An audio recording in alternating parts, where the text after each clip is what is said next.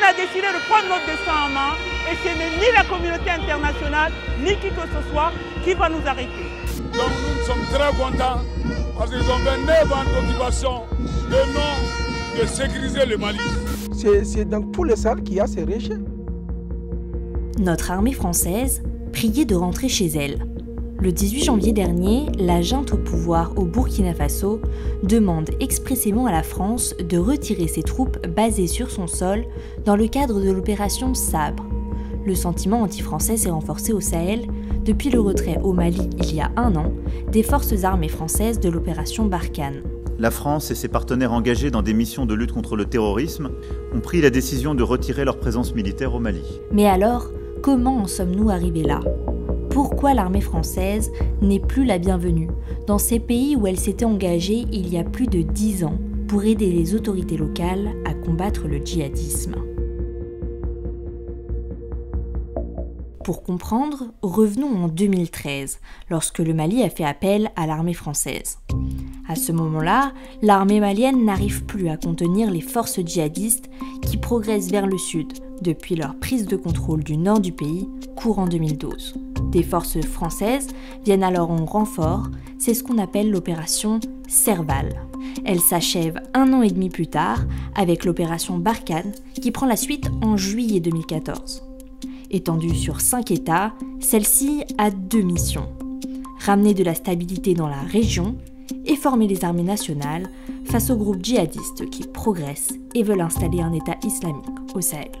Un peu plus tôt, en 2010, c'est l'opération Sabre qui s'installe au Burkina Faso.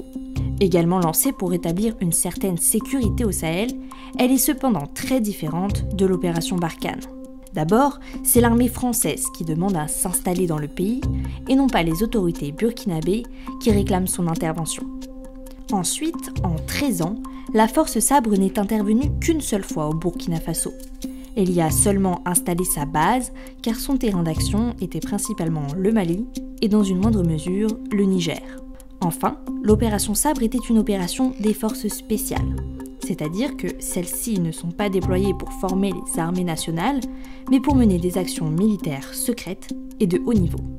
On lui doit notamment l'élimination du chef de l'État islamique au Grand Sahara ou encore du chef d'Al-Qaïda au Maghreb islamique.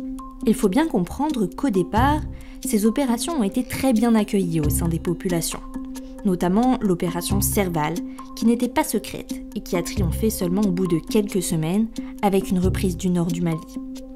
Mais Barkhane et Sabre ont été lancés sans que leur durée ne soit bien définie. Plus de 10 ans après, le Mali puis le Burkina Faso nous ont finalement indiqué la porte de sortie. Mais pour quelles raisons exactement ? D'abord, c'est un phénomène général. Toute opération militaire sur un territoire étranger qui dure est perçue à terme comme une invasion et comme une volonté de s'implanter durablement sur le territoire du pays. La deuxième raison, c'est que les objectifs n'ont pas été atteints, puisque malgré la présence des forces françaises, le terrorisme a continué à se développer et la situation dans ces pays ne s'est pas améliorée. Au contraire, elle s'est considérablement dégradée. En effet, depuis 2020, les 2 pays ont subi 2 coups d'État successifs, mettant au pouvoir les juntes militaires. Les forces djihadistes ont profité de ce climat d'instabilité politique pour avancer vers le sud et atteindre les pays du golfe de Guinée. Désormais, pas une semaine ne se passe sans que des attaques djihadistes soient perpétrées et fassent des dizaines de morts. Mais alors, est-il légitime de reprocher aux opérations françaises de ne pas avoir réussi à contenir la menace djihadiste ? Non, je ne pense pas. Parce que d'abord, la violence djihadiste s'est surtout développée dans des zones où Barkhane n'intervient pas. C'est le cas du Burkina Faso et c'est le cas du centre du Mali, où l'armée française, et où Barkhane n'est jamais intervenue. Mais la valeur ajoutée fondamentale pour moi de Barkhane, c'est que Barkhane avait une puissance d'intervention dans les airs, dans la 3e dimension. Donc on avait une surveillance satellitaire, on avait l'aviation de chasse française qui pouvait intervenir et on avait aussi les drones. Donc Barkhane empêchait tout grand regroupement d'unités djihadistes. Et on l'a vu très vite, à la fin de Barkhane, se sont reconstituées de très grandes unités djihadistes qui n'auraient jamais pris ce risque quand elles étaient susceptibles d'être bombardées par l'armée française. Mais pour Niagalé Bagayoko, Également spécialiste des questions de défense en Afrique, l'armée française aurait tout de même commis une erreur. On n'a pas considéré les groupes auxquels on avait affaire comme des acteurs politiques, mais on les a assimilés de manière très simpliste aux terroristes qui ont perpétré des attentats sur le sol français, alors qu'il s'agit, à mon avis, de toute autre chose. Ces acteurs dans la zone portent une vision politique de l'avenir et du modèle d'État qu'elles veulent voir se développer. Alors, pour les groupes djihadistes, il s'agit d'un État fondé sur la charia. Revenons aux différentes raisons du rejet des opérations françaises. Ensuite, il y a les réseaux sociaux qui ont travaillé la population et surtout la jeunesse, et là très probablement avec une influence russe derrière pour discréditer l'intervention française. Ces théories du complot sont apparues extrêmement précocement, en réalité à partir des années 2018-2019.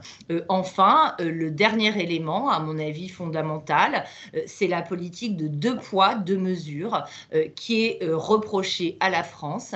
Il est absolument incompréhensible aux yeux des opinions publiques africaines que la France ait validé l'accession inconstitutionnelle au pouvoir d'une junte militaire au Tchad, tout en s'opposant dans le même temps à la junte malienne. Ces quelques arguments expliquent donc en partie pourquoi la France n'est plus la bienvenue en Afrique. Il faut y ajouter une dernière explication propre au Burkina Faso. Les autorités du Burkina Faso s'inscrivent dans la tradition du leader qui s'appelle Thomas Sankara, qui est un héros de la lutte anti-impérialiste, qui a été assassiné. On s'aperçoit que cette tradition d'indépendance a fortement alimenté l'hostilité qui a grandi vis-à-vis de la France. Aujourd'hui, le Burkina Faso n'a pas rompu ses relations diplomatiques avec la France, à la différence du Mali, dont la demande de départ des troupes françaises a créé une véritable crise qui perdure entre les 2 pays. Selon les experts, le gouvernement français avait été alerté sur les risques d'être remercié par le Mali et le Burkina Faso. Il aurait dû prendre en compte les différents éléments qui lui étaient reprochés. Si la France ne rassure pas sur ses réelles intentions, elle risque de nouveau d'être congédiée d'autres pays d'Afrique dans lesquels elle est militairement présente, comme le Niger. Il est très probable là que la prochaine étape de la contestation de la présence des forces françaises aura lieu au Niger. Il y a eu ces manifestations à Terra qui ont dégénéré avec ces attaques extrêmement violentes contre le convoi de l'armée française Barkhane à la fin de l'année 2021 qui se sont soldées par plusieurs morts. Et il y a aujourd'hui des mouvements dans la société civile qui contestent de manière très virulente l'opportunité de la présence militaire française et plus largement internationale sur le territoire nigérien. Face à une menace djihadiste de plus en plus forte et une présence française toujours plus dénoncée, quel est l'avenir de notre armée au Sahel ? Un plan stratégique dans cette région est promis depuis près de 2 ans par Emmanuel Macron. Attendu au moment des vœux aux armées, il tarde à être présenté. Pour l'instant, tout ça n'est pas clair. Ce qui est sûr, c'est qu'on devrait avoir de moins en moins d'intervention militaire directe sur le terrain, qu'on devrait avoir une réduction importante de la voilure et une limitation assez importante de l'empreinte au sol des troupes françaises. Donc en gros, il s'agira d'être le plus efficace possible en se montrant le moins possible. Les difficiles négociations avec les pays concernés seraient très certainement à l'origine du retard dans l'annonce de ce nouveau plan stratégique pour l'armée française au Sahel.